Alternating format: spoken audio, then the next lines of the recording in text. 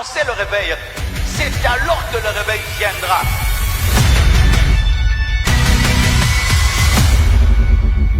Maintenant, c'est à vous d'aller. C'est à vous d'exercer votre autorité. Dieu était conscient et voyait le problème de l'humanité. Et ses yeux étaient concernés, son cœur était concerné de ce qui se passait ici sur la terre. Quand on laisse le Seigneur nous modeler et nous façonner, et qu'on commence à crier vers lui, il vient, il descend, il se manifeste et il nous touche.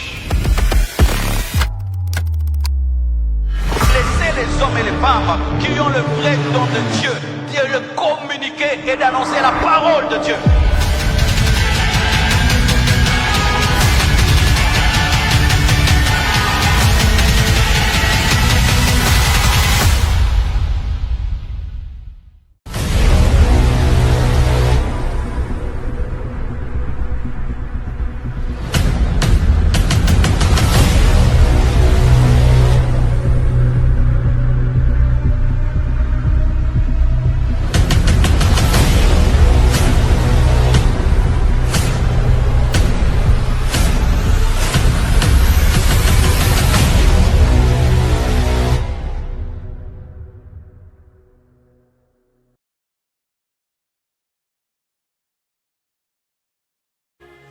Tu es Dieu et tu fais de grâce. Prodige,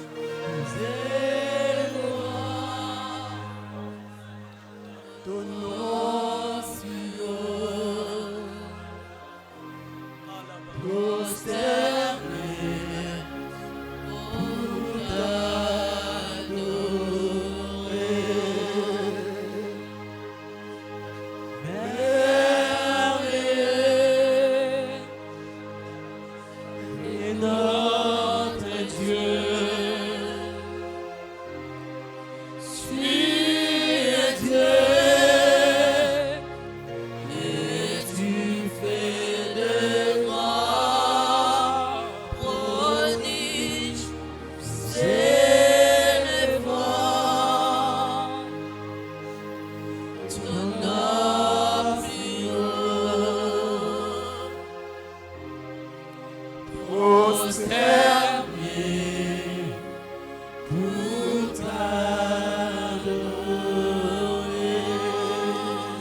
Avant toi, il n'y a point été formé de Dieu.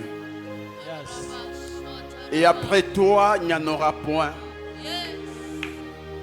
Tu es le seul qui a tout créé. Tu es le seul qui a tout créé.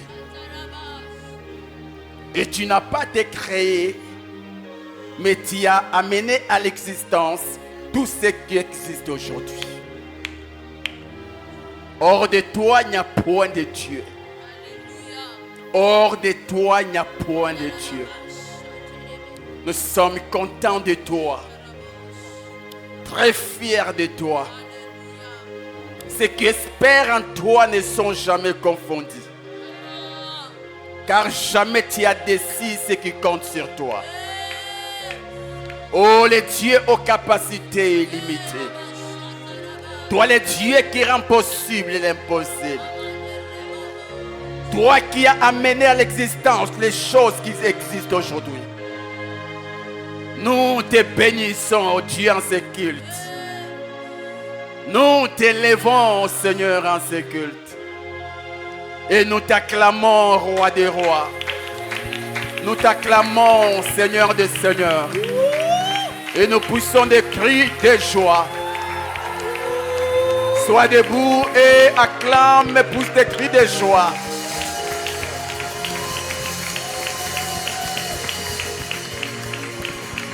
Merci Jésus. Nous prions, Seigneur, de bien vouloir nous parler dans ce second culte. Toi qui nous as parlé au premier culte, passe aussi par ce culte pour nous parler, nous communiquer ta pensée. Merci Saint-Esprit d'exaucer nos prières. Au nom puissant et glorieux de Jésus, Nous avons prié ici. Nous t'acclamons encore, Jésus. Amen. Que Dieu vous bénisse. Salut ton frère, salut ta sœur. Dis-lui bienvenue dans la présence de Dieu. Matthieu chapitre 24. Matthieu chapitre 24, versets 4 à 13.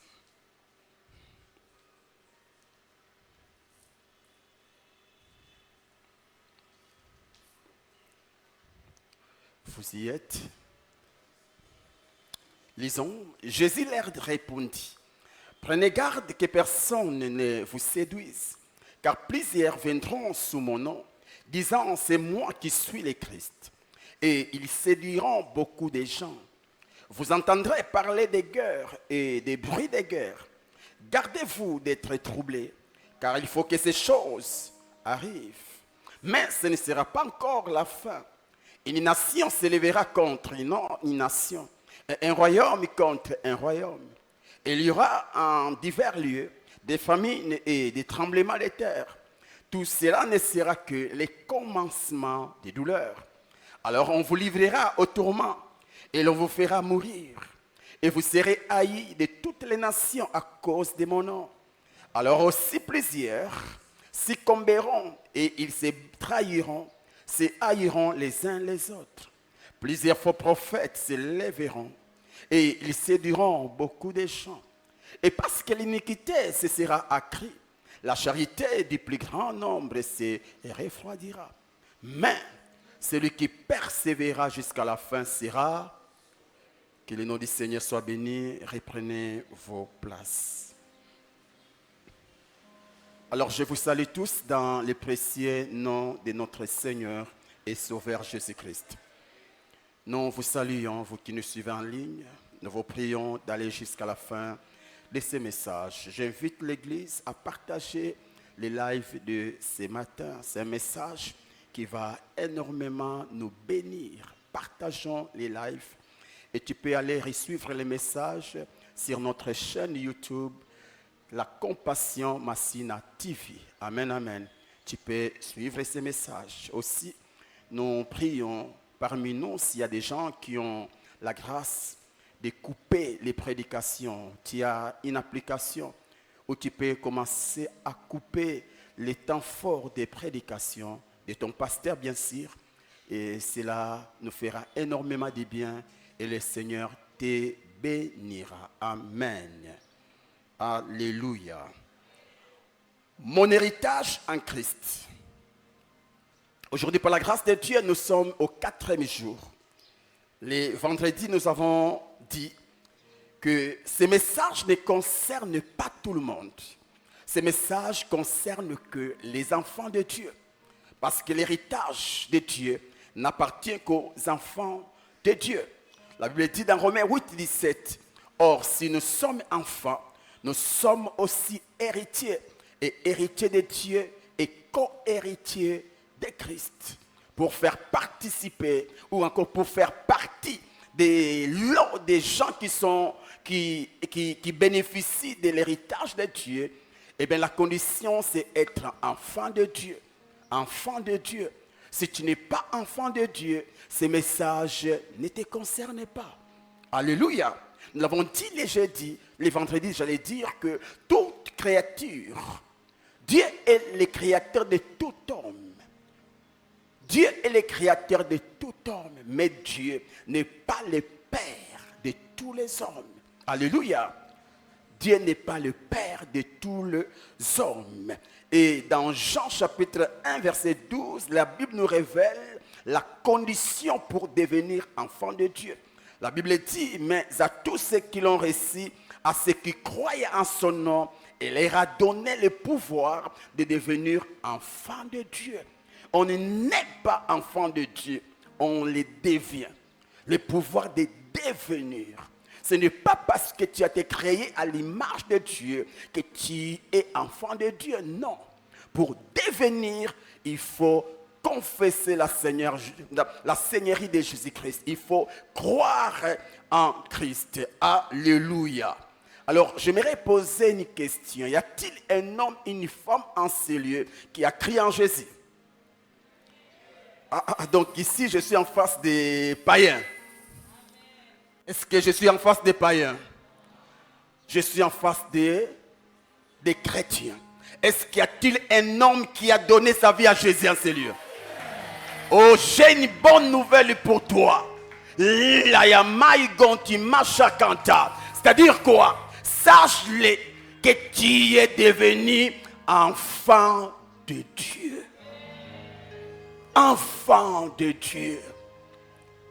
La Bible dit, nous sommes co-héritiers avec Christ. En d'autres termes, l'héritage de Christ, c'est notre héritage. Ce qui appartient à Dieu nous appartient. Nous allons y arriver. Pour faire partie de ces messages, il te faut l'appartenance de Dieu. Il faut appartenir à Dieu. Tu dois être enfant de Dieu. Nous qui croyons en Christ, nous sommes de la famille de Dieu. Nous sommes de la famille de Dieu. Nous ne sommes pas que des créatures, mais nous sommes aussi de sa famille. Le Créateur est au ciel. Le Dieu qui est au ciel, c'est notre papa. Tu dois le croire. Tu dois le croire. Oh, c'était ma prière. Seigneur, accorde-nous la grâce. Que ces messages ne soient pas qu'une simple information, mais que ça soit une bonne nouvelle pour une personne. Imagine qu'aujourd'hui, qu'on t'annonce que l'ancien président t'a adopté, dont tu fais partie de ceux qui héritent son héritage. Voyez, imagine maintenant, imagine un peu, on t'annonce une bonne nouvelle, que sachez que l'ancien président t'a adopté. L'héritage de Sifa, c'est aussi ton héritage. Mais mon ami, tu verras que même ta manière de penser va changer. Voyez, parce que tu connais combien cet homme est béni, combien cet homme est riche. Et si je dois hériter de cet homme, eh bien je ne serai plus la même personne. Voyez, en venant avant les messages, ou avant cette nouvelle-là, j'allais dire, tu venais à pied. Mais si on t'annonce maintenant que ce qui appartient à ces messieurs-là t'appartient aussi, mon frère, tu sortiras de cela comme un fou. Parce que désormais, tu ne seras plus béton. Non seulement ça, tu ne seras plus locataire. Non seulement ça, aller et rentrer, aller en Europe et rentrer, sera Matete Zandou. Pourquoi? Le paquet, ton paquet dans ton compte bancaire te donnera le pouvoir de sillonner la terre. Vous voyez, si l'héritage que tu reçois d'un homme peut changer l'atmosphère de ta vie, à combien plus forte raison l'héritage que nous recevons du Dieu qui a créé les hommes. Mais Srayas, oh Saint-Esprit, aide-nous. Vous connaîtrez la vérité et la vérité vous affranchira. Vous connaîtrez la vérité. Là, je suis en train de vous annoncer la vérité. Je ne vous annonce pas une vérité, mais la vérité, qui est la parole de Dieu. Quand tu as la connaissance de la vérité, cette vérité va éliminer ton esprit. Cette vérité va éliminer ton esprit. Et tu ne verras plus de choses comme auparavant. Tu dois les comprendre. L'arme qui a permis à Christ de vaincre Satan, ce n'était pas d'abord la prière, mais c'est la connaissance des Écritures. C'est la connaissance. L'homme qui connaît est capable de tout. Un homme m'a dit, la connaissance est un pouvoir. Daniel dit, c'est du peuple qui connaîtront leur Dieu, agiront avec fermeté, agiront avec foi. Et là, je suis en train de nous annoncer la connaissance. Le Dieu qui a créé tout, c'est notre papa. C'est notre papa. Oh, Yama Santima Shaka. C'est notre papa. Et parce que c'est mon père, je ne peux jamais échouer.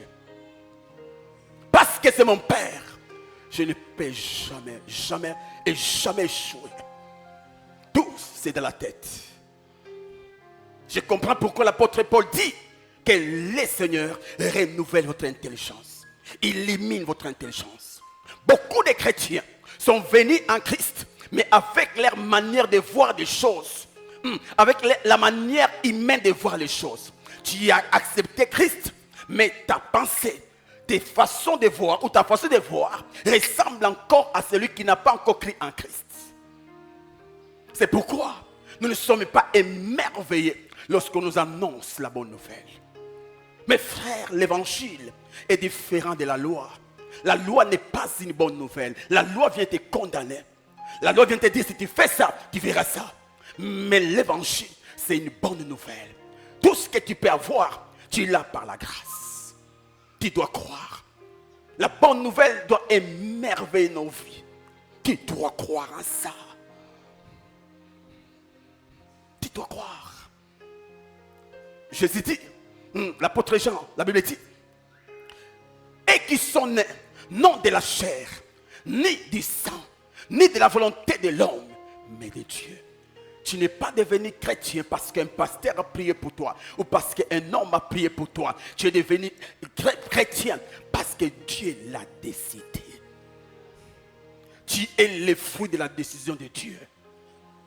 Tu es le fruit du conseil divin. Et tu n'es pas n'importe qui. Si le ciel te connaît, sois dans la joie. Il y a eu un conseil au ciel pour ton sujet. Pour ton sujet.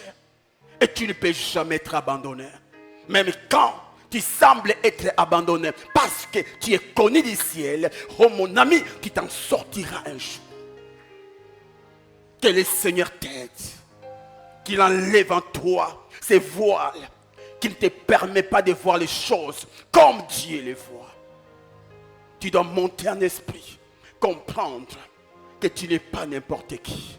Ce que tu es aujourd'hui n'est pas ce que tu es en Dieu.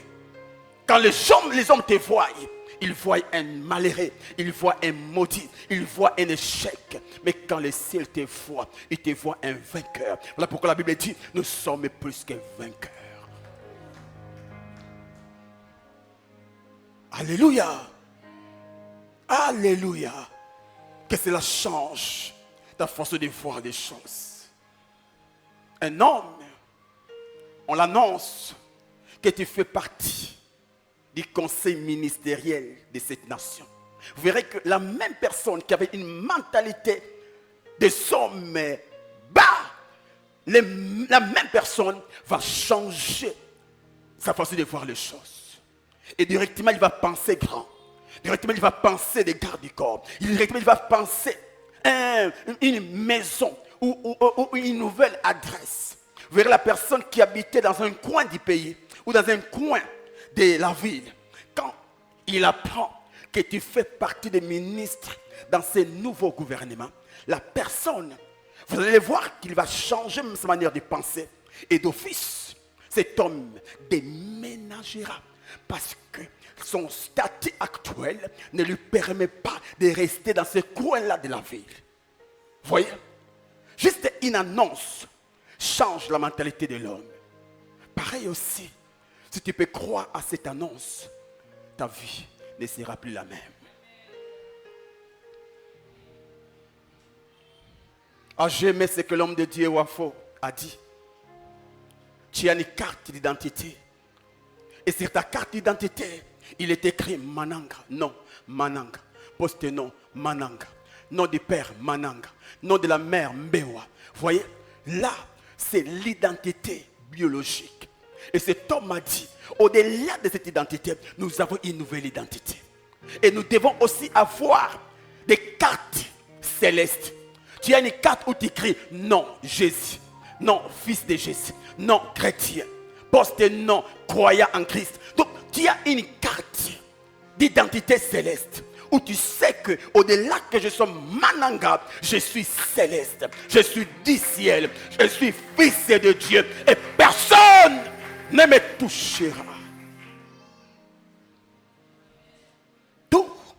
dépend de ce que tu vois et de ce que tu crois.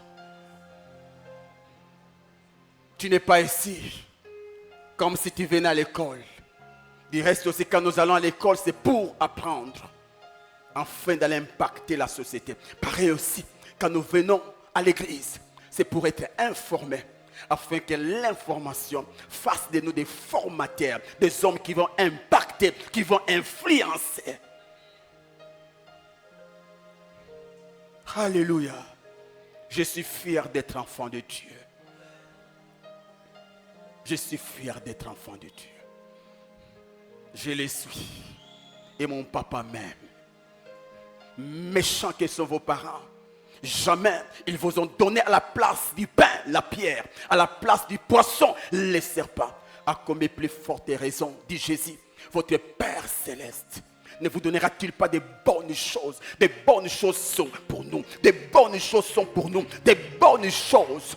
Des bonnes choses sont pour toi. Un jour, Pilate ou Hérode pose la question à Christ. Dans ses chaînes, prêt à aller mourir, il pose la question. Est-ce que réellement tu es fils de Dieu comme ils le disent? Il dit, c'est toi qui le dis. Je le suis. Tout le monde savait que ce monsieur venait d'un Messie appelé Joseph, d'une dame appelée Marie. Mais Jésus, dans sa bouche, il n'a pas dit « je suis de Marie, je suis de Joseph ». Non, il a dit « je suis d'en haut ». Alors j'aime un jour, il dit à la foule « mon père agit, moi aussi j'agis ». Mais toi tu es faux. Nous connaissons ton adresse. Non, non, non, non. Vous ne me connaissez pas. Parce que vous êtes encore charnel. Et pareil avec nous. Tu n'es pas ce que je vois que tu es. Mais tu es ce que la Bible dit que tu es. Tout dépend de ce que tu vois et tu crois. Change ta mentalité. La parole est là pour nous changer, pour nous transformer. Nous ne venons pas au culte juste pour danser ou donner des offrandes, mais pour qu'on soit transformé à l'image de Christ. Ne détermine pas ta position en Christ par rapport à ton état social ou ton statut social. Alléluia. Acclame encore le Seigneur.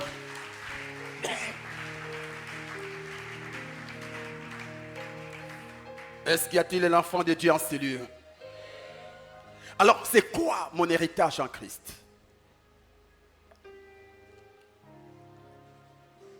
C'est tout ce que Dieu, le Père, nous a donné par Jésus-Christ.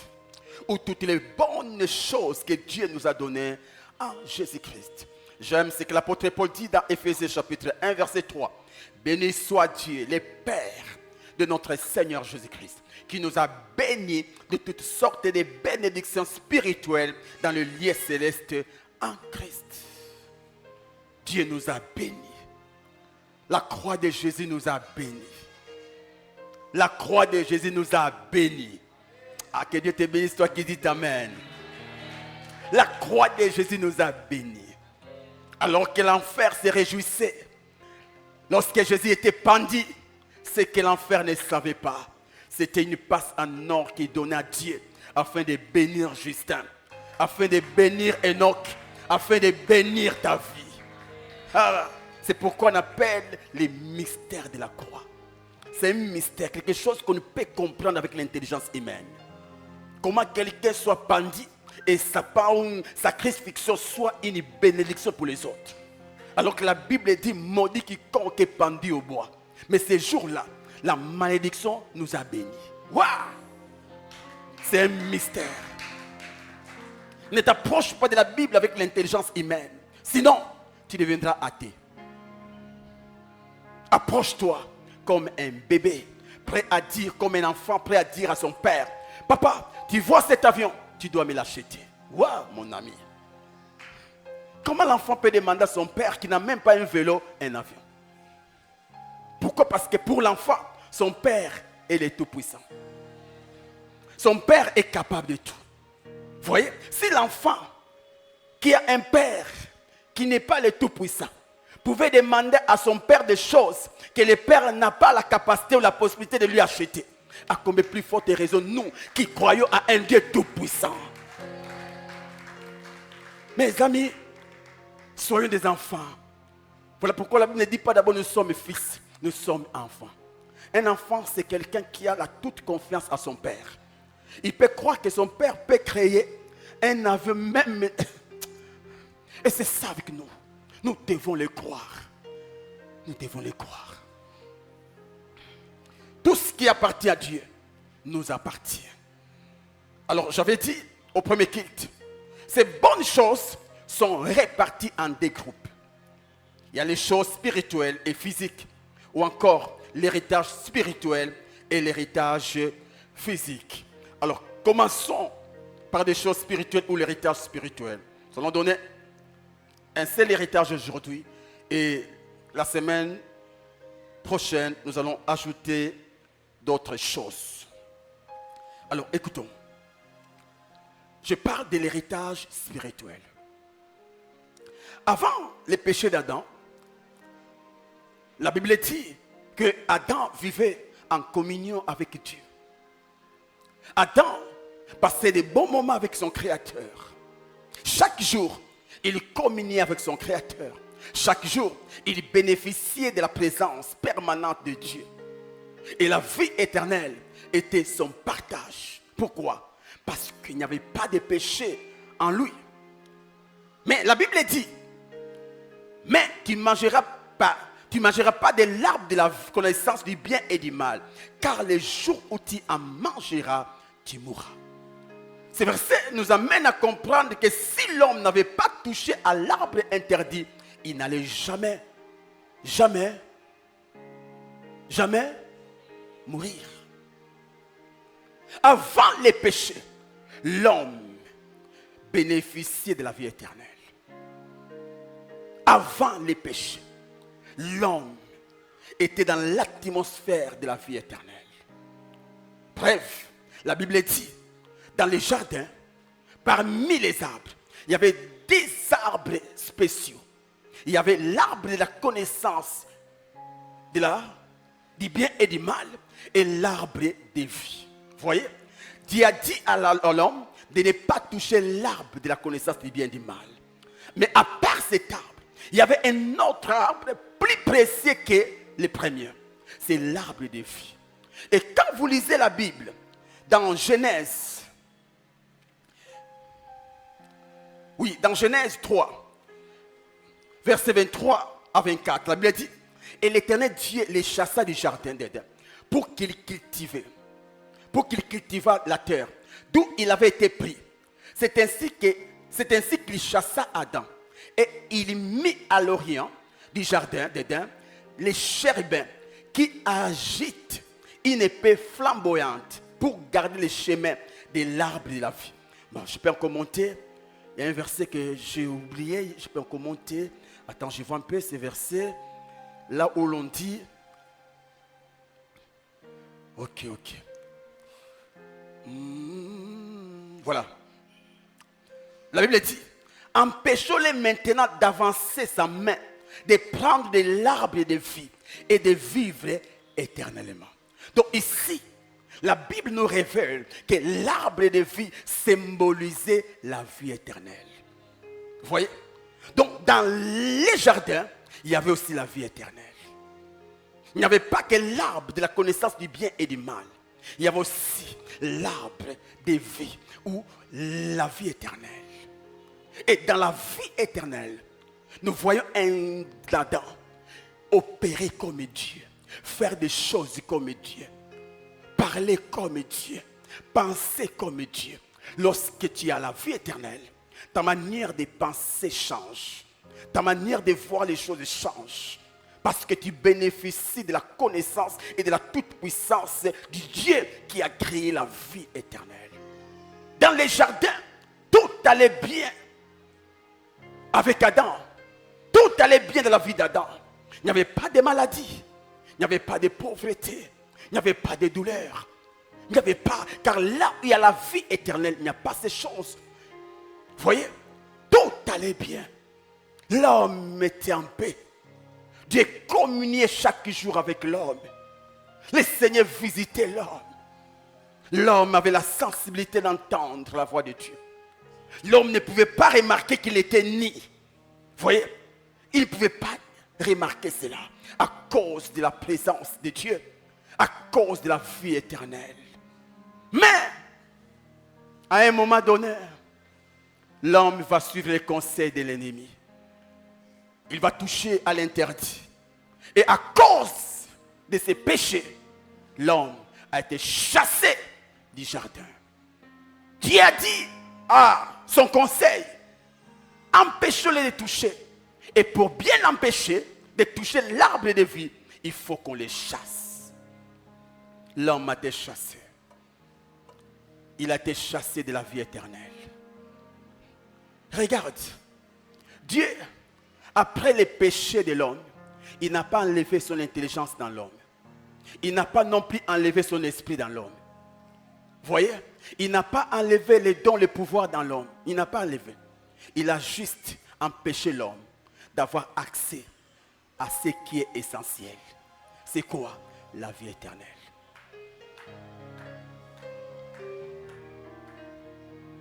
Quand je parle de son esprit, je ne parle pas du Saint-Esprit, mais je parle du souffle, l'esprit que Dieu a placé dans l'homme afin que l'homme devienne un être humain.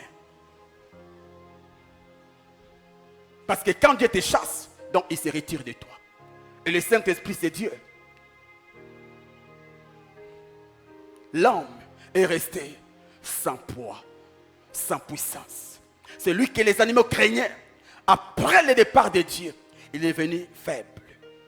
Quand tu n'as plus de vie éternelle, tu deviens faible. Tout celui qui n'a pas de vie éternelle, c'est un faible devant le diable. L'homme est parti. Il a commencé à manger par la sueur de son front. L'homme a commencé à souffrir. Il a commencé à souffrir. Et cette désobéissance a entraîné dans sa vie des conséquences. La première, des grandes conséquences, j'allais dire. La première, la mort physique. La deuxième, la mort éternelle. Les jours où tu en toucheras, tu mourras. Et Dieu a dit à l'homme, parce que tu as touché, tu es poussière. Et tu retourneras dans la poussière. La mort physique. Même si tu crains le Seigneur, sauf si Dieu te fait grâce d'être enlevé ou de disparaître comme Élie ou Enoch. Sinon, tu seras enseveli. Tu seras enseveli. Et ça encore, c'est bon. Car après la mort physique, il y a une autre vie qui t'attend. Là encore, c'est bon. Mais la mort spirituelle, après la mort spirituelle, il y a la mort. La mort. Il n'y a pas que la mort physique qui a touché l'homme. Il y a aussi la mort spirituelle. Le contraire de la mort spirituelle, c'est la vie éternelle. L'homme a perdu la vie. Il reçoit la mort éternelle. Parlons un peu de la mort éternelle. La mort éternelle, c'est ce que nous appelons l'enfer. C'est ce que nous appelons la souffrance éternelle ou le feu éternel. Matthieu chapitre 25, verset 41 dit, ensuite il dira à ceux qui seront à sa gauche, retirez-vous de moi, maudits. Allez dans le feu éternel qui a été préparé pour les diables et pour ses anges. Apocalypse chapitre 20, verset 10, la Bible dit, et les diables qui les séduisaient furent jetés dans les temps de feu et de soufre, où sont la bête et les faux prophètes. Et ils seront tourmentés jour et nuit au siècle des siècles. Au siècle des siècles. Au siècle des siècles. Avec la mort physique, quand tu meurs, tu vas dans un petit repos. Surtout pour nous, nous allons dans un repos. Et même ceux qui meurent sans Jésus, ils seront là, mais pas dans des tourments éternels. Non, ils seront là. Mais ceux qui seront jetés dans la mort éternelle, la Bible dit, ils seront là, nuit et jour dans les tourments. Il n'y a pas de souffrance qui peut se comparer à la souffrance de l'enfer. Mes frères et sœurs, il n'y a pas de prison qui peut ressembler à la prison éternelle appelée l'enfer. Si l'enfer, j'aime le dire, si l'enfer était bon chic, bon genre, Jésus n'allait pas prendre un corps humain. Il est mort afin que l'homme ne soit pas jeté en enfer. Ne soit pas jeté en enfer. Aucune souffrance n'est douloureuse plus que le feu de l'enfer. Mes frères et sœurs, vous devez les comprendre. Vous devez les comprendre. Que vous n'avez pas été créés pour finir en enfer. Voyant la gravité de l'enfer, Dieu s'est décidé de récupérer l'homme. Dieu s'était décidé de sauver l'homme. Dieu s'était décidé de restaurer l'homme. Parce que la Bible nous montre que l'homme n'a pas été créé pour finir en enfer. L'enfer n'est pas l'endroit de l'homme. L'enfer, c'est l'endroit de Satan et ses acolytes.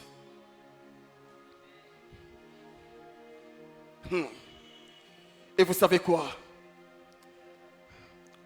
Lorsque nous lisons Jean chapitre 3 verset 16, la Bible dit, car Dieu a tant aimé le monde qu'il a donné son Fils unique, afin que quiconque croit en lui ne périsse point, mais qu'il ait non l'argent, qu'il ait non les mariages, qu'il ait non les voyages, qu'il ait la vie éternelle. Donc l'essentiel qu'Adam avait perdu, c'est la vie éternelle. Regarde, l'homme a perdu le Créateur, mais malgré cela, il avait la capacité de faire des choses qu'un Créateur peut faire. Regarde, la majorité des gens qui fabriquent sur cette terre, souvent, ce sont des païens, des personnes qui n'ont pas le Saint-Esprit, mais parce qu'ils font partie de la lignée d'Adam, ils ont une capacité divine en eux qui les permettent de faire des choses qui dépassent l'entendement humain. Vous voyez, je suis en train de parler, mais vous entendez ici. Donc ça, c'est quelque chose. Seul Dieu peut faire, mais l'homme le fait. Vous voyez, malgré son péché, il est resté avec cette capacité. Mais il y a quelque chose, le plus essentiel qu'il a perdu, c'est la vie éternelle. Je comprends pourquoi Jésus dit, que servira-t-il à un homme de gagner le monde et de perdre son âme et de perdre la vie éternelle? Le plus important, mes amis, ce n'est pas les matériels, mais c'est la vie éternelle. Christ est mort d'abord pour redonner à l'homme l'essentiel appelé la vie éternelle. Car si tu as la vie éternelle, tu as tout. L'homme qui a la vie éternelle a Dieu. Et lorsqu'on a Dieu, on a tout. La vie éternelle, c'est l'essentiel pour nous. Jésus s'est donné à la mort, s'est donné à la croix, afin que l'homme retrouve la vie éternelle.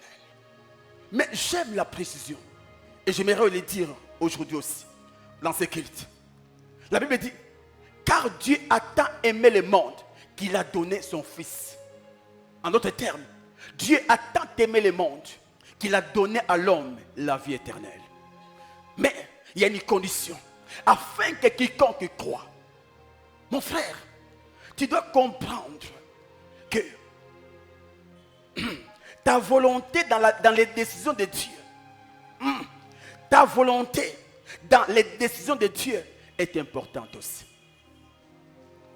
Et c'est là où j'ai dit au premier culte, tu dois comprendre qu'il y a des choses qui changeront dans ta vie si tu décides. Arrangez-moi un peu ça, arrangez-moi. Il y a des choses qui ne changeront pas dans ta vie parce que tu n'as pas décidé. Dieu te donne la vie éternelle. Mais si tu ne décides pas d'avoir cette vie, tu n'en auras pas. Il y a des dimensions de la vie. Si tu ne décides pas de les chercher, tu ne l'auras jamais. Les choses ne changeront pas dans ta vie parce que tu veux que Dieu les change. Les choses changeront parce que tu as décidé de les changer. Tu dois décider. Dieu dit dans sa parole, j'ai mis devant toi la vie et la mort. Vous voyez, l'enfer et la vie éternelle. Décide. Ce n'est pas moi Dieu qui dois décider à ta place, mais c'est toi. Beaucoup de frères ne se marient pas parce qu'ils ne décident pas. Ils sont en train de prier, Seigneur, envoie la sœur de ma vie, envoie la sœur de ma vie. Et la sœur est là, décide de les draguer. Non, Seigneur, convainc-le, dis-lui, même dans un songe, que c'est moi l'homme de sa vie. Tu mourras célibataire. Tu mourras. Tu dois décider. La décision, le pouvoir de décider est très important dans la vie d'un homme. La seule différence entre nous et les animaux n'ont pas le pouvoir de décider comme nous. Sinon, le monde des animaux allait déjà changer. Tous ceux qui ont changé la terre sont ceux-là qui ont décidé un jour. Ton statut ne changera pas parce que Dieu veut le changer, mais parce que tu as décidé que Dieu le change. Tu dois décider. Jusque-là, tu vis avec tes parents parce que tu n'as pas encore décidé.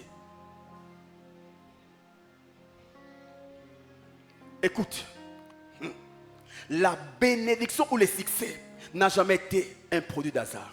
C'est un produit d'une décision. Tu dois décider. Tu ne deviendras pas un homme spirituel si tu ne décides pas de lire chaque jour la Bible et de beaucoup prier. Beaucoup de choses ne changent pas dans ta vie parce que tu attends que Dieu les change. Non. Quand Jésus fait sa part, toi aussi tu dois faire ta part. À la croix, laisse Jésus monter. Mais pour vivre les fruits de la croix, tu dois décider. Tu dois décider. Tu dois décider. Et ne décide pas. Parce que je risquerais de rater ce que je dois dire. Alors, voici notre premier héritage spirituel en Christ. Dis après moi, la vie éternelle. Ah, dis à ton voisin, la vie éternelle. 1 Jean chapitre 5, verset 11. Et la Bible dit, et voici ce témoignage, c'est que Dieu nous a donné la vie éternelle et que cette vie est dans son Fils. Voici les témoignages. Dieu nous a donné la vie éternelle et cette vie est dans son Fils. Tite chapitre 3 verset 7. La Bible dit, afin que justifiés par sa grâce, nous devenions une espérance, héritiers de la vie éternelle. En Jésus-Christ, nous héritons la vie éternelle. La vie éternelle, c'est notre héritage en Christ. Dis après moi, la vie éternelle, c'est mon héritage en Christ. La vie éternelle, c'est mon héritage en Christ. 1 Jean chapitre 5 verset 13. Il me dit, je vous ai écrit ces choses afin que vous sachiez que vous avez la vie éternelle. Donc il y avait des doutes. Il y avait certains doutes parmi les chrétiens. Certains disaient, nous avons la vie éternelle en Christ. D'autres disaient, non, il faut les bonnes œuvres pour avoir la vie éternelle. Nous avons. Il y avait une peu de dispute dans les cercles des chrétiens. Et c'est là où l'apôtre Jean va faire taire la discussion. Il dit, je vous ai écrit ces choses afin que vous sachiez que vous avez la vie éternelle. Vous avez la vie éternelle. Non pas parce que vous vivez dans les bonnes œuvres, mais parce que vous avez cru en qui? Au nom du Fils de Dieu. Nous n'avons pas d'abord la vie éternelle parce que nous marchons dans la sainteté. Nous avons la vie éternelle parce que le Dieu qui donne la vie habite en nous. Est-ce que tu le crois? Est-ce que tu le crois? Est-ce que tu le crois? Ah, si tu le crois, acclame le Seigneur. Oh! Oh! L'essentiel que Adam avait perdu par Jésus-Christ, nous l'avons. Nous avons la vie éternelle. Nous n'aurons pas la vie éternelle, mais nous avons aujourd'hui. Nous qui croyons en Christ. Nous qui prions Jésus-Christ, nous avons la vie. 1. Tu dois croire que ta foi en Christ t'a donné un héritage appelé la vie éternelle. 2. Tu dois confesser chaque jour ta vie éternelle en Christ. Tu confesses, j'ai la vie éternelle. Je suis des ciels. Je suis d'en haut. Je suis dans ce monde, mais je ne suis pas de ce monde. La Bible dit, nous sommes assis à la droite de Dieu en Jésus-Christ. Au ciel, c'est la vie éternelle. Vous voyez? Dans la Bible, c'est un problème de mentalité. Si tu peux changer ta façon de penser, fini, tu es béni. Toi qui n'as jamais voyagé, même allé même à Brazza, mais la Bible dit que tu es au ciel. Parce que le ciel, c'est plus que Brazza. Le ciel, c'est plus que l'Europe. Donc, comme tu es là, tu es dans un endroit qui dépasse l'Europe et les États-Unis. Vous voyez? C'est une question de croire. Moi, j'ai décidé de croire. Vous voyez? Même pour vivre la Bible, tu dois décider. J'ai décidé de croire. Je suis des ciels. Et quelqu'un qui est des ciels est intouchable. Nous sommes intouchables parce que nous ne sommes pas habitants de la terre, mais habitants du ciel. C'est pourquoi la Bible dit, nous sommes des ambassadeurs de Christ sur terre. L'ambassadeur, tu ne verras pas un ambassadeur congolais vivre au Congo. Non. On t'appellera ambassadeur lorsque tu décides de vivre en dehors de ta nation. Si nous sommes appelés ambassadeurs, c'est-à-dire cette nation n'est pas notre nation.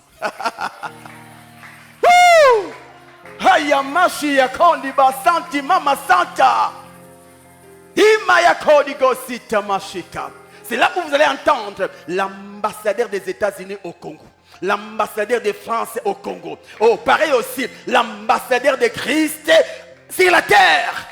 Je ne suis pas de la terre, mais je suis du ciel. Je ne suis pas de la terre, mais je suis du ciel.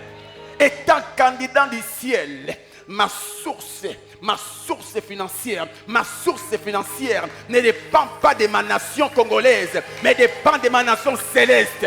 Je suis céleste, je suis céleste, je suis céleste, je suis... Voilà pourquoi la Bible dit, ne dis pas conjoncture quand tout le monde parle de ces choses. Quand il y a une crise en RDC, toi sois dans la joie parce que dans ton royaume, il n'y a point de crise. Tu dois le croire. Oh Seigneur mon Dieu. Tu dois le confesser. Et c'est là où je vais clôturer. Tu dois travailler chaque jour pour ne pas perdre ton salut. À l'âge échange, un chrétien peut perdre son salut. Un chrétien peut perdre son salut. Si l'ange qui a été créé, beau que les autres anges, a perdu la vie éternelle, faites attention. C'est possible que tu perds la vie éternelle. Satan, c'est un ange de Dieu. Aucune créature n'était créée belle plus que Satan. Vous voyez? Mais la beauté divine s'est retrouvée sur terre. Sans la divinité de Dieu, sans la vie éternelle. Faites attention. Il y a un verset de la Bible où la Bible dit, nous devons travailler pour notre salut. Croire en Jésus-Christ te donne le salut. Mais entre la foi et la prise totale de la vie éternelle, il y a un parcours. Voilà pourquoi la Bible dit, ceux qui persévéreront jusqu'à la fin seront... Vous voyez? La Bible ici ne s'adresse pas aux païens. Elle s'adresse aux enfants de Dieu. C'est bien de croire, mais c'est mieux de finir avec Christ. N'avez-vous pas déjà vu quelqu'un qui commence l'université mais qui ne finit pas? Quand tu commences, tu es dans les lots de ceux qui doivent être couronnés à la fin des études. Mais si tu n'arrives pas, tu n'auras pas la couronne. Voilà pourquoi, quand Dieu a envoyé, Jésus a envoyé les lettres dans les 7 églises, il a dit quelque part, ceux qui persévéreront, si vous persévérez, vous aurez la couronne. Vous voyez, la couronne, vous l'aurez. Et la Bible n'a pas parlé d'une couronne que les païens doivent avoir, mais une couronne que les chrétiens doivent avoir. Oh, donc, vous avez une couronne? Oui, j'ai la couronne. Mais si je ne veille pas sur ma couronne, je vais la perdre. Et cela, vous verrez un champion du monde qui ne veille pas sur son titre, les perdre. Et c'est là où l'homme qui a les champions doit travailler tous les jours pour ne pas perdre son. Tu es déjà champion parce que Christ est en toi. Mais tant que tu seras sur terre, sache-le qu'il faut travailler pour ne pas perdre ton salut. Et c'est là où l'apôtre Paul dit, je traite durement mon corps et je le tiens à ce jeté, de peur d'être rejeté après avoir prêché aux autres les chemins du salut. Mes frères, laisse-moi vous dire une chose. En ces temps de la fin, notre ennemi le diable ne cesse de maximiser des stratégies pour séduire plus de chrétiens afin qu'ils perdent la vie éternelle. Comme c'était le cas avec Adam. Avec Adam, Satan connaît la valeur de la vie éternelle. Parce qu'il l'a vécu avant que Adam puisse le vivre. Il l'a vécu avant que toi tu puisses la vivre. Et quand il a perdu cette vie, il s'est mis en colère contre quiconque aura cette vie-là. Et quand il a remarqué que Adam a réussi ce que lui avait perdu, Satan s'est décidé de le séduire. Il a utilisé la convoitise. Et par la convoitise, l'homme a perdu la vie éternelle. Pareil aussi aujourd'hui. Il n'a pas changé de stratégie. Satan continue à utiliser la convoitise pour amener plus de chrétiens à perdre leur salut. Là, c'est moi qui l'ai dit. Judas avait le salut. Mais à cause de la convoitise, tellement qu'il convoitait l'argent des autres, tellement qu'il était cupide, par sa cupidité, il a perdu l'essentiel. Et c'est Satan qui est entré par lui, afin qu'il perd l'essentiel. Aujourd'hui, on a des chrétiens qui hier étaient des bons chrétiens, mais aujourd'hui, des occultistes. Juste parce qu'un jour, ils ont convoité. Il a convoité les statuts de l'autre. Il a convoité la vie de l'autre, sans chercher à savoir comment l'autre a fait pour avoir ce qu'il a. Et parce qu'il voulait, il tenait voir la chose, il tenait à voir la chose, qu'est-ce qu'il a fait? Il a commencé à chercher comment avoir ça, jusqu'à tomber dans l'occultisme. Et aujourd'hui, c'est un occultiste. Il a commencé chrétien, il a fini par... Combien, à cause de la convoitise, combien de jeunes sœurs qui hier étaient des bonnes sœurs, mais aujourd'hui, ils sont deuxième bureau, troisième bureau, à cause de la convoitise. Ils ont convoité des grosses carrosses, ils ont convoité des jeeps, surtout à l'époque des RAV4. Alors là, peut-être tu étais encore enfant. À l'époque, quand nous étions encore à l'université, vers 98, 99, non, 99 ou 2000. Mais il y avait des RAV4 coupés. Mais c'est toutes les sœurs, c'est toutes les filles qui les désiraient. Et ils étaient prêts à vendre leur corps pour avoir ces RAV4. Et aujourd'hui, si tu as ces RAV4 là, c'est nul et sans effet. Aujourd'hui, il y a des femmes, il y a des sœurs qui commencent, qui sont dans les mariages illégaux, qui sont dans des mariages qui ne louent pas le Seigneur à cause de la convoitise. Satan va utiliser la chair, les désirs de la chair, pour nous priver de la vie éternelle. Tu avais bien commencé avec ton fiancé, mais aujourd'hui, vous vivez comme mari et femme. Pourquoi? Vous n'avez pas pu traiter les désirs du corps. Et si l'enlèvement vous trouve dans cet état, tu rateras. Et vous savez quoi? Si l'enlèvement vient, les chrétiens qui resteront n'auront pas beaucoup de chance pour hériter le royaume de Dieu. Vous voyez, Satan est toujours là. Il va utiliser les corps là, ton corps là, pour t'éloigner de la vie éternelle. Tu pêches aujourd'hui, tu demandes pardon. Tu pêches, tu demandes pardon. Mais plus tu pêches, cela va devenir un système. Et un système, pour les déraciner, ce n'est pas une mince affaire. C'est comme le système congolais. Même si tu décides de changer le Congolais, mais si tu n'as pas de personnes qui viennent avec des nouveaux systèmes, rien ne va changer. La corruption, c'est un système. Et ce n'est pas facile de changer un système. La chair, l'apôtre Paul dit, je veille, je traite. Satan utilise la mort des êtres chers pour nous séduire.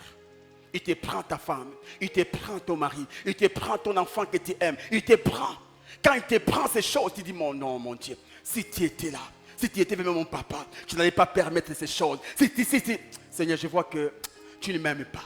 J'abandonne, j'abandonne. Et là, Satan est de la joie.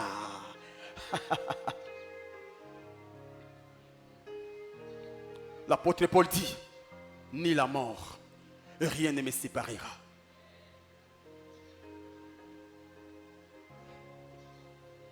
David, avant la mort de son fils, son premier fils avec Bathsheba, avant ses garçons puissent mourir, pendant qu'il était malade, la Bible dit, David plairait, priait pour que Dieu guérisse l'enfant. Seigneur, qu'il ne meurt pas. Seigneur, qu'il ne meurt pas. Il a commencé à gêner, se priver de ses faire, de se coiffer, se priver de tout. Mais quand il a appris que l'enfant est mort, qu'est-ce que la Bible dit? Il a demandé la nourriture. Il s'est relevé. Mais quand l'enfant était malade, tu refusais de manger. Maintenant que l'enfant est mort, tu manges. Ah, donc c'est toi qui l'as tué. Donc c'est toi qui l'as tué. Non, non, non, non, non. Mais vous voulez que je reste comme ça? Est-ce que mes inquiétudes, mes plaies vont ramener l'enfant à la vie? Non. Au contraire, c'est nous qui allons les rejoindre. Pour dire quoi? Dieu a décidé ainsi. Nassalanine.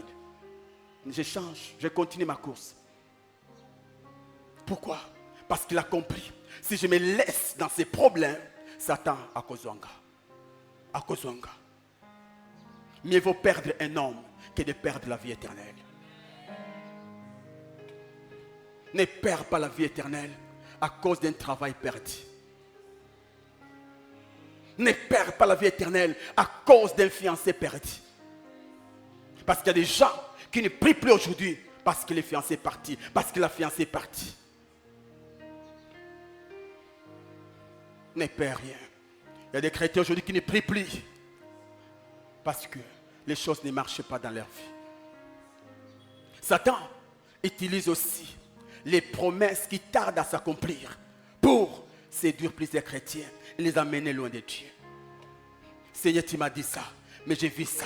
Seigneur, tu m'as dit ça, mais j'ai vu ça. Seigneur, tu m'as dit ça, et je me vis ça. Rien n'est changé. Ah, Seigneur, tu fais partie des menteurs. Nakenanga, nakenanga. Non, non.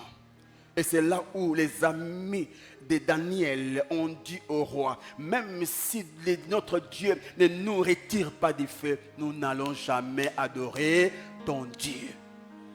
Parce que pour nous, c'est lui et non sa main. Chers chrétiens, ne venons pas au Seigneur à cause de ce qu'il donne. Venons au Seigneur à cause de sa face. Car le plus important pour toi, c'est la vie éternelle. C'est la vie éternelle.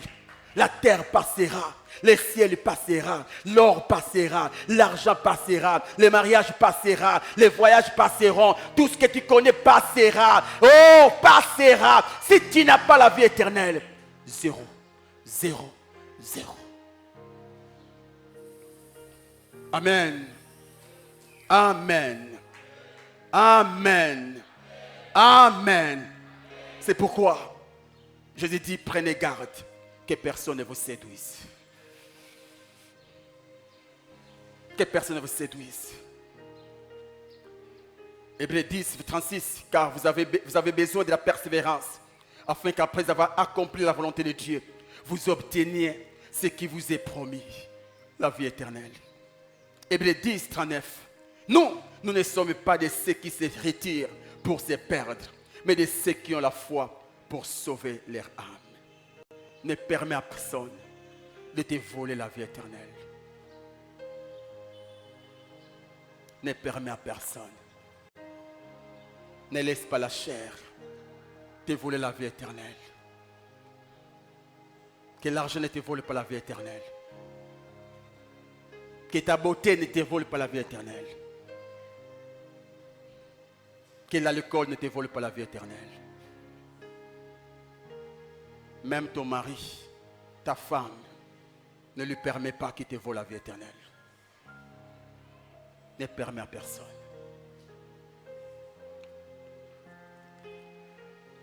Merci Saint-Esprit.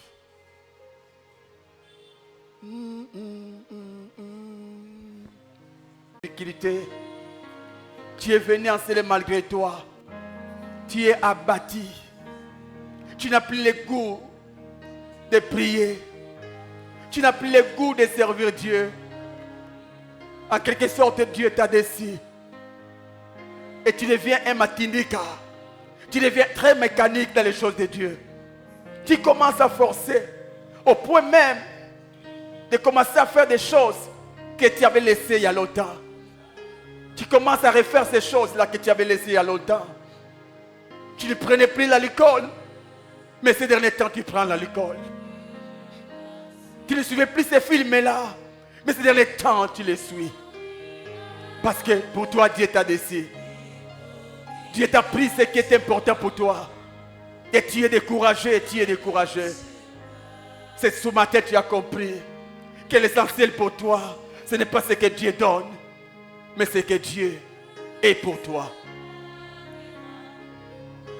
Si tu es là ce matin, viens rapidement, n'aie pas honte, viens rapidement. Je vais prier pour toi. Combien tu chérissais ce travail-là, mais Dieu t'a pris le travail. Décide. On t'a volé l'argent de tes affaires. Tu te disais, mais Seigneur, tu étais où? Et cela t'a découragé. Mais tu as compris. Même si les hommes te volent, tant qu'ils ne t'ont pas volé la vie éternelle, tu es toujours un homme béni. Viens devant.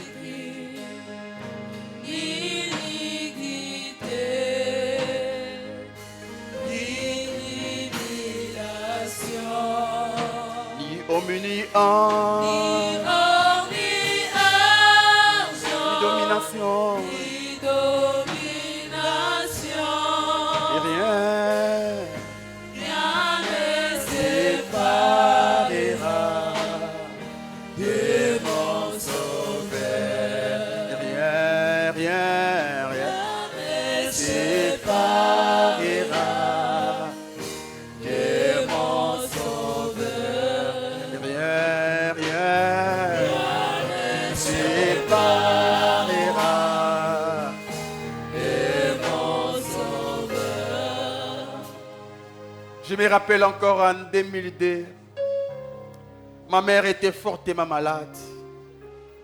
Ma mère était fortement malade. On est allé au campus, aux cliniques universitaires. Ça n'a pas marché. On a tout fait, ça n'a pas marché. Jusqu'à ce qu'on soit renvoyé à la maison. Et n'attendait que sa mort. J'avais fait des sacrifices, des prières, des jeûnes pour que Dieu sauve ma mère. Mais après un temps, maman est partie. J'avais passé des semaines. J'avais plus l'envie de prier. Pourquoi? Parce que pour moi, Dieu m'avait décidé. J'étais encore jeune. Je ne touchais pas encore l'argent. Mais Seigneur, comment tu peux prendre cette dame qui a beaucoup souffert pour moi et n'a même pas mangé mon argent, Seigneur? Pourquoi tu as fait ça? Et cela m'avait entraîné à me décourager dans la prière pendant des semaines. Quand tu passes par des moments difficiles, ne pose pas la question à Dieu pourquoi. Tu auras une réponse, découragement. Comme l'a dit mon père, pose la question à Dieu. Qu'est-ce que tu dois faire pour sortir de cette situation? Des semaines après, j'ai entendu une chanson d'un chanteur congolais. Et cet homme chantait. Au moment où toi tu décides de ne plus prier, c'est au même moment que Dieu suscite quelqu'un pour les prier. Au moment où tu décides de ne plus servir Dieu, c'est à ce moment-là que Dieu décide de susciter un gagnant d'âme. Alors si tu décides d'arrêter de ne plus servir Dieu, qui va perdre? C'est Dieu? Non, c'est moi, Justin. J'ai demandé pardon à Dieu. J'ai dit, Seigneur, pardonne-moi. Qui suis-je pour m'opposer à ta volonté? J'ai connu ma mère quand toi tu l'as créée. Si toi tu ne l'as pas créée, je n'allais pas les connaître. Job dit, tu as donné et tu as repris. Regardez-moi, mes amis, regardez-moi. Vous savez, ce qui vous fait plaire n'est que terrestre. Même si Dieu vous le donne aujourd'hui, vous le laisserez un jour. Vous voyez, l'homme cherche les choses. Quand il a la chose, il y a encore un nouveau défi qui se présente. Toute notre vie, nous serons à la recherche des choses. Vous voyez? Alors ne cherchez pas à abandonner Dieu à cause des choses qui ne peuvent te satisfaire au total. Pour dire quoi? N'acceptez pas de perdre l'essentiel à cause de ces choses-là. N'acceptez pas. Voilà pourquoi même Jésus, à la croix, il n'a pas dit au Père, Père, tu m'as abandonné. Non. Il a dit, Père, c'est auprès de toi que je laisse mon esprit. Même si je suis à la croix, mais moi là, je ne te quitterai jamais. Prends mon esprit. Alléluia. Ok, je vais prier pour vous. Touchez vos cœurs, s'il vous plaît. Seigneur notre Dieu, Saint-Esprit, tu as parlé. Oh mon ami, je te prie de les pardonner, Père. Accorde la grâce de chercher plus l'essentiel. Que ce qui s'est passé ne puisse pas les bloquer à marcher avec toi. Saint-Esprit, donne-le la force de revenir à Dieu. Donne-le la force de te servir. Donne-le la force de te prier. Seigneur, s'il te plaît, recevez cette grâce. Recevez cette grâce. Recevez cette grâce. Que le Seigneur vous donne un cœur nouveau. Un cœur nouveau. Un cœur qui aime le Seigneur. Un cœur capable de louer le Seigneur même dans la prison. Comme Paul et Silas. Recevez cette grâce. Recevez cette grâce. Recevez cette grâce. Au nom de Jésus-Christ. Amen. Acclame le Seigneur.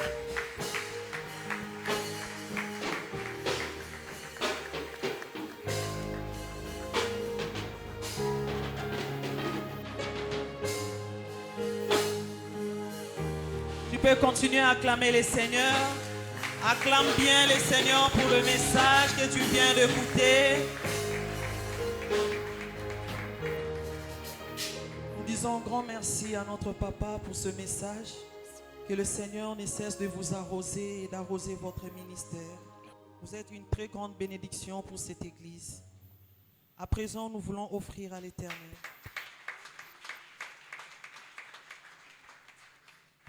Pour cet après-midi, nous aurons 3 services. Au premier service, nous allons apporter l'offrande de l'église que nous allons placer dans le panier rose. Et dans le panier blanc, tu viendras bénir la parole que tu viens d'entendre ce matin.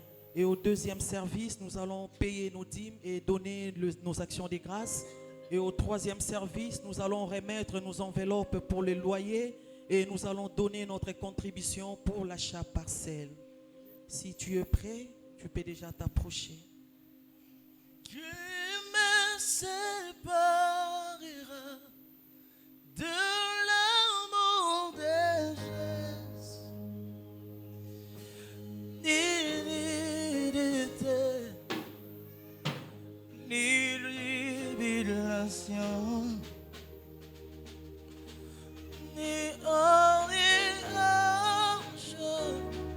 ni domination. Rien ne me sépare du mon sauvé. Rien ne me séparera du mot qui me séparera de l'amour de Jésus. Ni l'idée, ni homme, ni ange, ni domination. Rien ne me sépare. Oh, oh. Et rien ne séparera de mon sauveur. Oh, rien ne séparera de mon sauveur. Rien ne séparera. Tu vas t'approcher pour payer la dîme et donner ton action de grâce. Me séparera de mon sauveur. Montimana gisaya na mi pésimo bimba lokumu pena kimbo izongana yo nakumi sinseyo nakuba melio kolora ye koloba etinalingi yo motimananga saya yo ipesimo bimba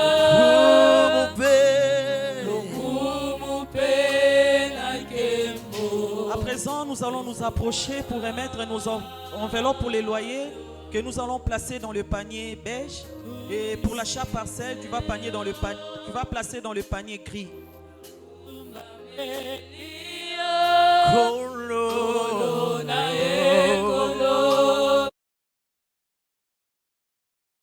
Annoncer le réveil, c'est alors que le réveil viendra.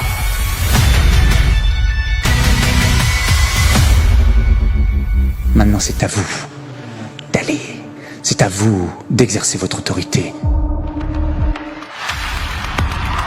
Dieu était conscient et voyait le problème de l'humanité. Et ses yeux étaient concernés, son cœur était concerné de ce qui se passait ici sur la terre. Quand on laisse le Seigneur nous modeler et nous façonner, et qu'on commence à crier vers lui, il vient, il descend, il se manifeste, et il nous touche. Laissez les hommes et les femmes qui ont le vrai don de Dieu, de le communiquer et d'annoncer la parole de Dieu.